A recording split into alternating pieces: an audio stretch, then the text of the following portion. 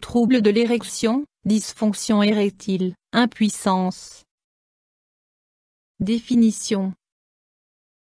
Les hommes atteints de troubles de l'érection ne parviennent pas à une érection suffisante ou ne parviennent pas à maintenir l'érection lors des rapports sexuels. Si ces troubles surviennent de façon répétée, on parle de dysfonction érectile. Le diagnostic de dysfonction érectile est posé lorsque des troubles de l'érection se manifestent régulièrement. Des études réalisées dans différents pays révèlent que les troubles de l'érection sont beaucoup plus répandus qu'on ne le pense. La fréquence de la dysfonction érectile dépend fortement de l'âge. Dans une grande étude incluant 28,000 hommes, on a constaté une dysfonction érectile chez 7% des sujets de 20-29 ans, chez 48% des sujets de 50-59 ans et chez 64% des sujets de 70-79 ans. En Suisse, on estime que 300,000 hommes souffrent de troubles de l'érection. Cause. Avec l'âge, beaucoup d'hommes constatent qu'ils mettent plus longtemps à avoir une érection, que l'érection n'est plus aussi prononcée qu'autrefois ou qu'ils mettent plus longtemps à avoir un orgasme. Tous ces phénomènes sont normaux et ne doivent pas être confondus avec des troubles de l'érection. Les troubles de l'érection ne sont pas des conséquences incontournables de l'âge. Il y a quelques années, on considérait que des facteurs psychiques étaient la principale cause de la dysfonction érectile. Aujourd'hui, on sait que c'est inexact. Le plus souvent, une combinaison de différents problèmes, comme les contraintes psychosociales, l'hypertension, le surpoids, le diabète ou la dyslipidémie, est responsable de la dysfonction érectile, environ 80% des cas. Des causes organiques, diabète, hypertension artérielle, surpoids, hyperlipidémie, engendrent une altération des parois vasculaires, qui précède le développement de l'artériosclérose, notamment des artères du pénis. Autre cause possible, certaines interventions chirurgicales dans le petit bassin, maladies neurologiques, médicaments et troubles hormonaux. Les maladies occlusives vasculaires sont souvent associées à une dysfonction érectile. Par exemple, cardiopathie coronarienne, les rétrécissements vasculaires artériosclérotiques sont responsables d'un remplissage insuffisant du corps caverneux du pénis. L'hypercholestérolémie, l'hypertension artérielle, le diabète et le tabagisme sont des facteurs de risque. Ces altérations peuvent non seulement être à l'origine d'une dysfonction érectile mais elles peuvent également engendrer un infarctus du myocarde ou une attaque cérébrale. Le diabète peut déclencher une dysfonction érectile même après seulement quelques années. La dysfonction érectile est très fréquente chez les diabétiques. En fonction des études et de l'âge des patients, la fréquence de la dysfonction érectile atteint 30 à 70% chez les diabétiques de type 2. Dans près de la moitié des cas, le trouble de l'érection se développe dans les 10 ans suivant le diagnostic de diabète. Chez 12% des sujets, la dysfonction érectile est même le premier symptôme du diabète. Troubles de l'érection provoqués par des interventions chirurgicales dans le petit bassin. Les interventions chirurgicales du petit bassin peuvent déclencher une dysfonction érectile lorsque les voies veineuses ou l'irrigation sanguine du pénis ont été endommagées. Les patients atteints de cancer de la prostate ayant subi une prostatectomie sont tout particulièrement touchés. Certains médicaments peuvent être à l'origine de troubles de l'érection. Environ un quart des troubles de l'érection sont déclenchés par des médicaments utilisés pour traiter d'autres problèmes de santé comme l'hypertension artérielle, les cardiopathies ou les dépressions. Dans ces cas, le recours à autres médicaments permet parfois d'atténuer la gravité de la dysfonction érectile. Causes neurologiques de la dysfonction érectile. Les causes neurologiques peuvent être responsables de dysfonction érectile, tout particulièrement chez les diabétiques qui souffrent de neuropathie suite à leur maladie diabétique.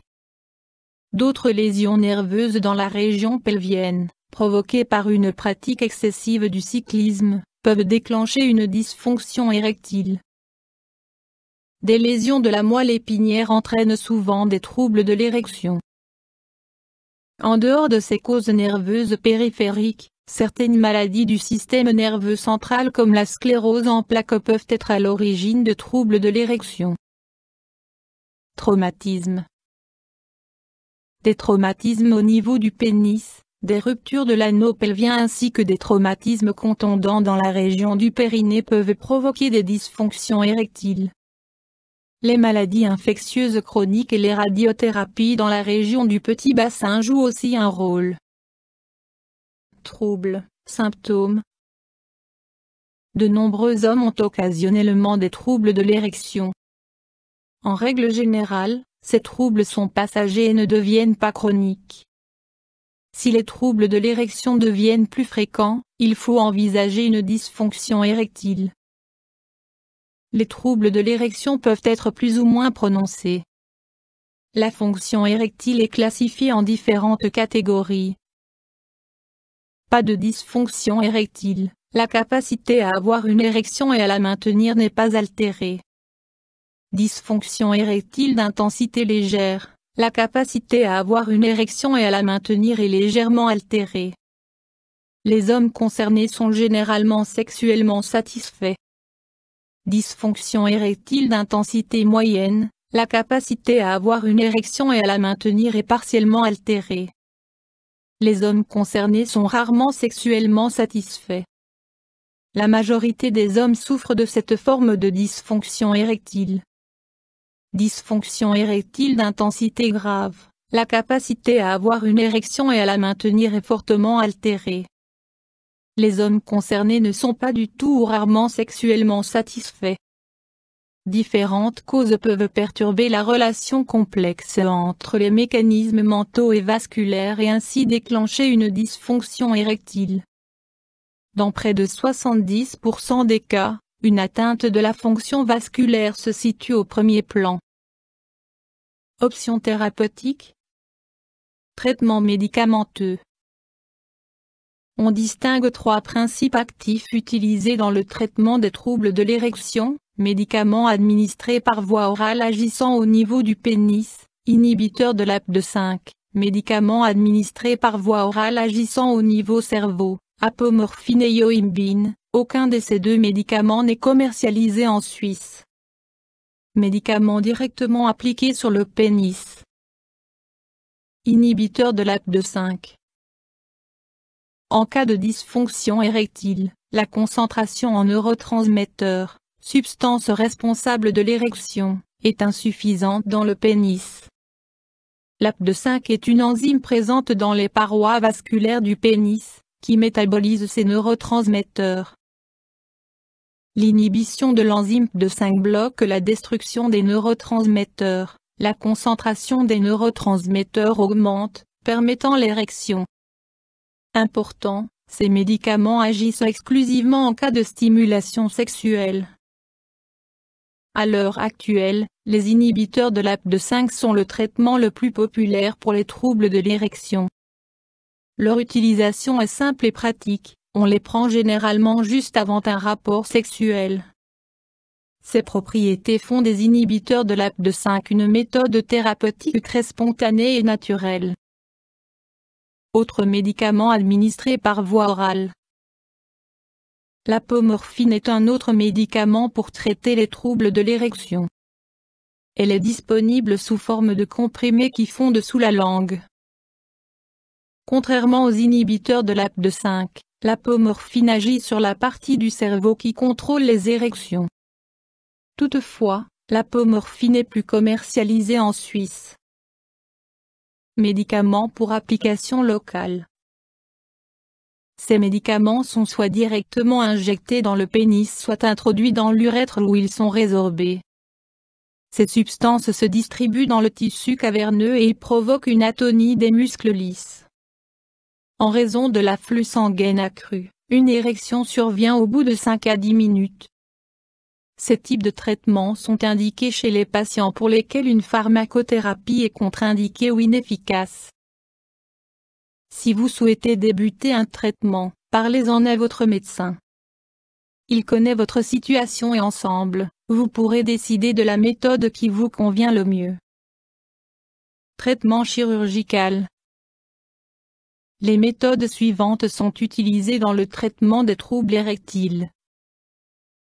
Amélioration de l'irrigation sanguine dans le pénis, ce qui réduit l'écoulement veineux.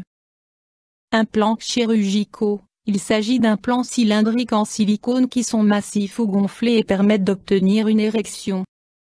La deuxième forme, gonflable, se compose d'un système à 3 composants avec un réservoir collectant le liquide dans la cavité abdominale, une pompe dans les bourses et des corps caverneux artificiels. Depuis l'introduction de nouveaux médicaments pour traiter la dysfonction érectile, les méthodes chirurgicales sont de moins en moins employées. La décision d'une intervention chirurgicale doit être mûrement réfléchie car certaines structures du pénis sont détruites de façon irréversible. Traitement mécanique. Pompe à vide. Cette méthode consiste à placer un tuyau devant le pénis pour déclencher une érection par succion. Parallèlement, un anneau de constriction placé à la base du pénis permet de maintenir l'érection.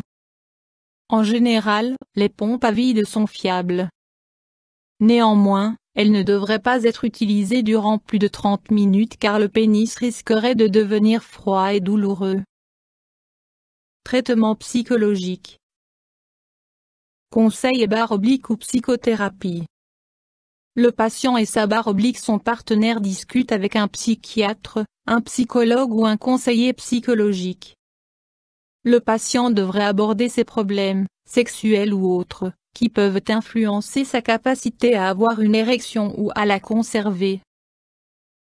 Il convient d'en discuter avec votre médecin qui vous recommandera un sexologue ou un thérapeute qualifié. YouTube Dr Alabé.